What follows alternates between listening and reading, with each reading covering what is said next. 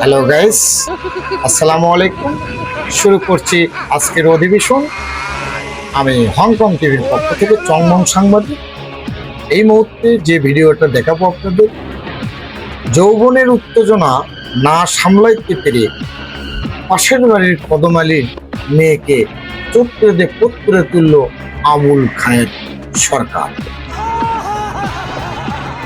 দেখুন ভিডিও।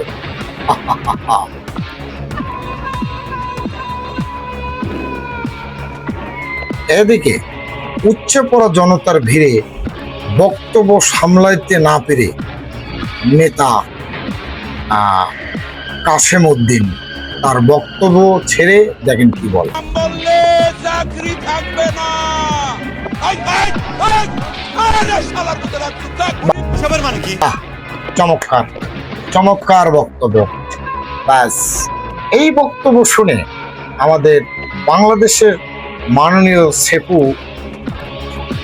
মানে শয়তান শালা কলগট সমন্বয়ক কি বলে সমন্বয়ক কুত্তার বাচ্চা কয়েকটা এখনো লেকচার মারায় ছোরের অসুখ জায়গা মতো ধরা পড়েছে। খুবই ভালো লাগলো।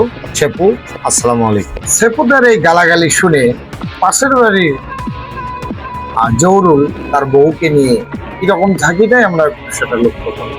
আমার ঝাঁকি মার শালা একবার করে পড়তে তুমি জোরে ঝাঁকি মারি লাগিয়ে দেয় গিয়ে।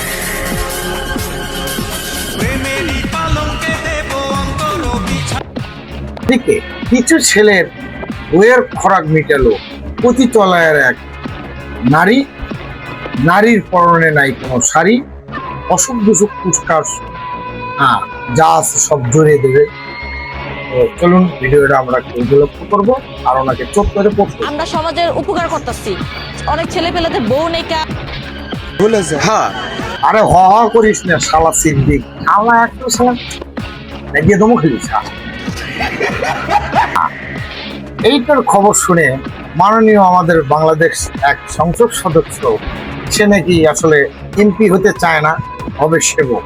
তো সেবক হয়ে এমন সেবা দিচ্ছে জনগণের পুরো বাংলাদেশের সামনে তাকে করে দিলেছে। এইরকম সেবা দিলে জনগণ ঠিকসে মতো দেশের উন্নতি করবে। আহা হা বাবা, তোর মুখ থেকে ঘুপে নাচতে দেখি। এদিকে কাশি না দিয়ে বাঁশি বাজালো জাইদুল, বাথরুমে যে সিট টেনে না চেক করে হুড়ুর করে ঢুকে গেল বাথরুমের ভেতর। আমরা ভুক্তভোগীর থেকে শুনবো আসলে ভাড়াটা বাসা জানেনি তো কি অবস্থা। আমি ওয়াশরুমে গেছি, লকটা নষ্ট, আমি হাত দিয়ে এভাবে ধরে রাখছি, বিশেষ করে এভাবে ধরে রাখছি আমি। সে এসে ঠাস করে দরজা ধাক্কা দিছে, তাহলে পুরোটা দরজা খুলে যাবে না। আমি তো একটা মেয়ে, সে ছেলে মানুষ কিভাবে এখানে ঢুকলো? তাকে লজ্জা শরম না, সে কি একটা কাশুন দিতে পারে? এভাবে করে কাশতে পারতো?